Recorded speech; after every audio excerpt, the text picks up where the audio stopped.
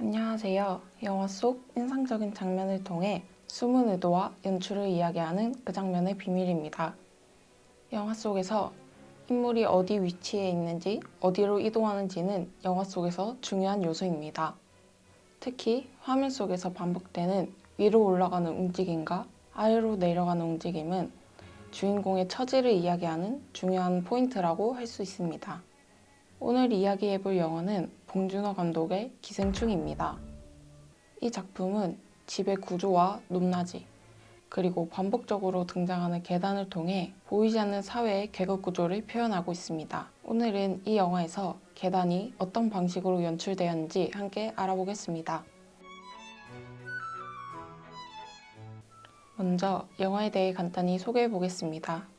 기생충은 반지하에 사는 기택 가족이 부유한 박 사장 가족의 집에 하나둘씩 취업하면서 두 가족의 삶이 얽히게 되는 이야기를 그린 작품입니다. 두 가족은 같은 도시 안에서 살아가지만 주거 공간과 생활 방식은 극단적으로 대비됩니다. 기택 가족의 집은 반지하 구조로 창문과 지면이 거의 맞닿아 있어 외부의 소음과 시선이 그대로 들어오는 열린 공간입니다. 반면 박 사장의 집은 언덕 위에 위치한 단독주택으로 높은 담장과 넓은 정원을 통해 외부와 분리된 폐쇄적 공간을 형성합니다. 이처럼 물리적인 위치 차이는 사회적 계층의 차이를 시각적으로 드러내는 장치로 기능합니다. 그리고 이 두 세계를 연결하는 핵심 요소가 바로 계단입니다.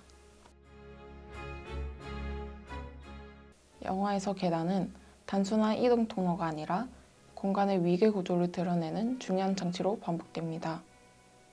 박 사장 집에 처음 방문하는 장면에서 기택 가족은 평지에서 시작해 언덕길과 여러 개의 계단을 따라 위쪽으로 이동합니다. 이 과정은 하나의 롱테이크와 가깝게 이어지며 도시의 공간이 점점 고급 주택가로 변해가는 모습을 연속적으로 보여줍니다. 특히 동선은 수평 이동이 아니라 지속적인 상승 구조로 이루어져 있기 때문에 관객은 물리적으로 다른 계층의 공간에 진입하고 있다는 인상을 받습니다. 저택 내부에서도 공간은 수직적으로 구성되어 있습니다.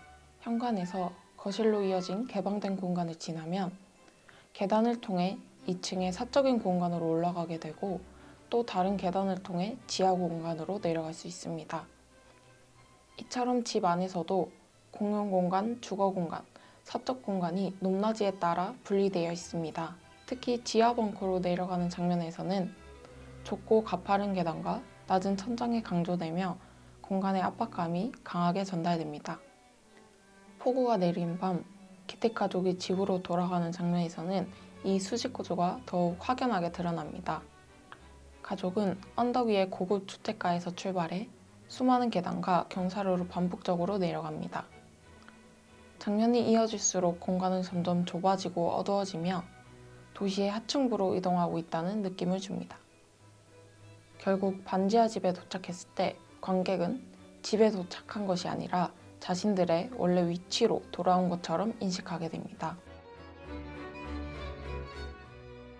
봉준호 감독은 계단을 단순한 배경으로 사용한 것이 아니라 카메라가 바라보는 방식 자체를 사용해 계급 구조를 체감하게 만듭니다.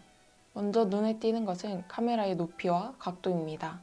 박 사장 집 내부를 촬영할 때는 카메라가 안정된 아이 레벨에서 수평을 유지하며 와이드한 프레이밍으로 공간을 넓고 여유롭게 보여줍니다. 특히 거실 장면에서는 카메라가 인물과 비슷한 높이에 놓여 있어 공간의 개방감과 안정감을 강조합니다. 반면 반지하 집에서는 천장이 낮고 공간이 좁기 때문에 로우 앵글이나 압축된 프레이밍이 사용되어 시각적으로 답답한 분위기를 형성합니다. 두 번째로 중요한 요소는 카메라의 이동 방향입니다. 부유한 공간으로 들어갈 때는 카메라가 수평 이동하거나 완만하게 상승하며 안정적인 이동감을 제공합니다.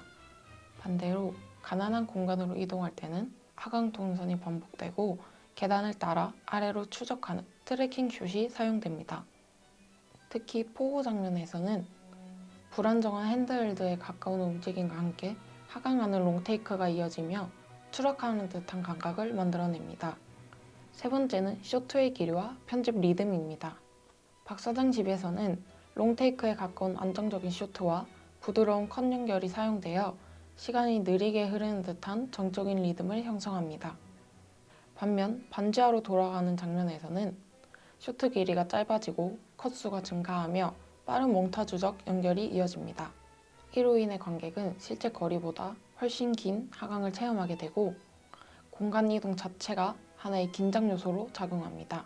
또한 조명 역시 중요한 시각적 요소입니다. 위쪽 공간은 자연광이 풍부하고 밝게 표현되는 반면 아래로 내려갈수록 인공 조명과 그림자가 많아지며 불안정한 분위기가 형성됩니다. 이처럼 카메라의 위치, 이동 방식, 조명은 모두 동일한 방향의 메시지를 전달합니다.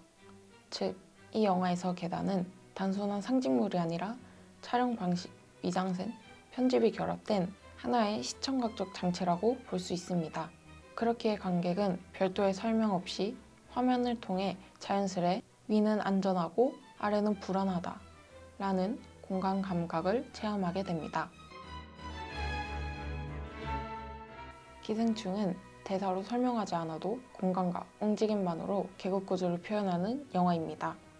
계단을 오르고 내려가는 반복 속에는 넘어설 수 없는 현실과 보이지 않는 사회의 경계가 담겨 있습니다. 영화를 다시 본다면 인물의 행동뿐만이 아니라 어느 방향으로 이동하는지, 어느 위치에 서 있는지도 함께 살펴보시길 바랍니다.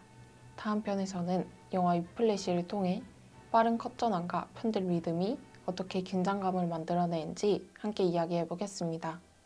그럼 지금까지 그 장면의 비밀이었습니다. 감사합니다.